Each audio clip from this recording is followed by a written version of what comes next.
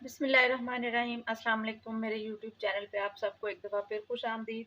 तो सर्दियाँ शुरू हो चुकी हैं, सर्दियों के साथ ही जो है वो फ़िश का सीज़न भी आ जाता है। तो अभी हम शुरू करते हैं कि हम सर्दियों में फ़िश फ्राई को मसाला किस तरह लगाएंगे, उसके लिए मसाला हम कैसे बना सकते हैं। फ़िश फ्राई करने के लिए या फ़िश को मैरिनेट करने के लिए हमने मसाला किस तरह से तैयार करना है।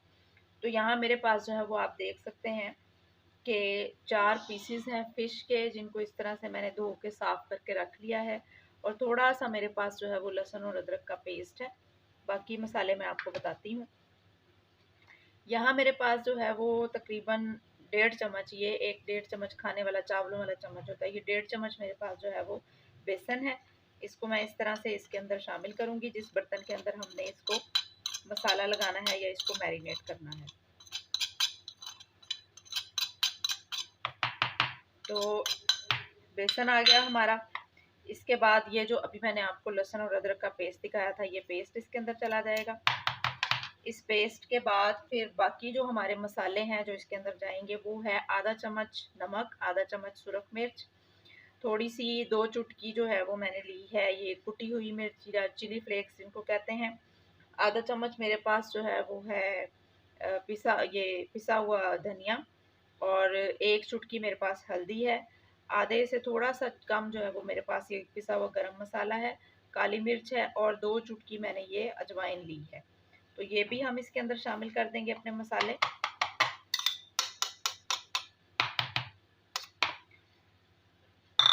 और यहाँ मेरे पास जो है वो कसूरी मेथी भी है।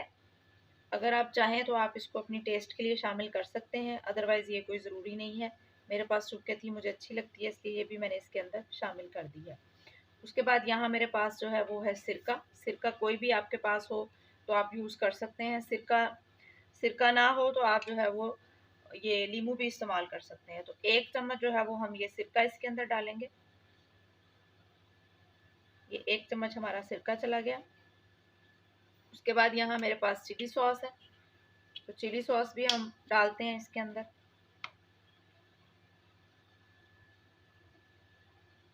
2 चम्मच हम इसके अंदर जो है वो चिली सॉस शामिल कर देंगे। 2 चम्मच हमारी चिली सॉस चली गई। और अब हमारे पास है सोया सॉस।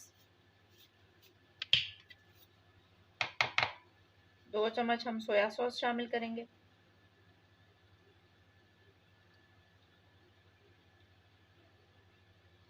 ये हमारा जो है वो मैरिनेशन का मसाला तैयार होने लगा है। अब हम इसको सारे को अच्छी तरह से मिक्स कर लेते हैं।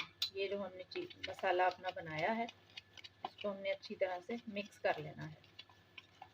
इस तरीके से ये एक स्मूथ सा मसाला आपके पास आ जाएगा। अच्छी तरह मिक्स कर लेंगे ताकि बेसन की जो है वो गुठलियाँ वगैरह ना बने और सारा हमारा मसाला इसके अंदर इवनली मिक्स हो जाए।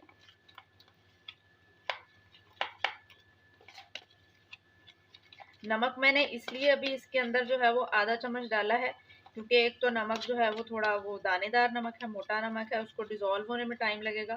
दूसरा, फ़िश को बेहतरीन फ़िश का जो टेस्ट आता है वो उस वक्त आता है जब हम फ़िश को मैरिनेट करके कोई 12 से 14 घंटे के लिए रख देते हैं। तो उस दौरान जो है वो नमक अच्छी तरह उसके अंदर एब्जॉर्ब हो जाता है। अगर हम ज़्यादा डाल देंगे तो वो फिर अच्छा टेस्ट नहीं आएगा। तो ये हमारा मसाला जो है वो अच्छी तरह से मिक्स हो गया है। अब हम इसके अंदर अपनी फ़िश को मैरिनेट करते हैं। टुकड़ा हमने लेना है फ़िश का और इसको जो है वो हाथ से हमें मैरिनेट करना पड़ेगा। हाथ से हम इस तरीके से इसको मैरिनेट करेंगे अच्छी तरह से। ये देखें, उसके ऊपर अच्छी तरह से हमने जो है वो मसाला लगा देना है अपना। ये आप देख सकते हैं कि फ़िश के जो है वो हर तरफ अच्छी तरह से मसाला लग गया है। तो इसी तरह से हमने अपने बाकी पीसेस भी जो हैं वो उनको मैरिनेट कर लेना है। ये देखें,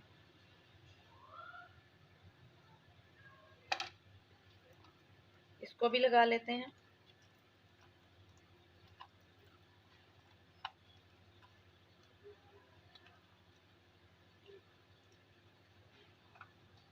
और अब अपने इस आखिरी पीस को भी इसी मिक्सचर के अंदर रख लेते हैं और इसको अच्छी तरह से मैरिनेट कर लेते हैं।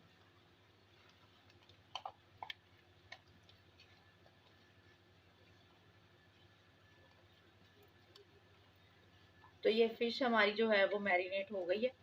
अब हम ये सारे जो पीसेस हैं इसको हम इसी बाउल के अंदर रख देते हैं इस तरह से, और ऊपर से हम जो है वो इसका कवर लगा देंगे।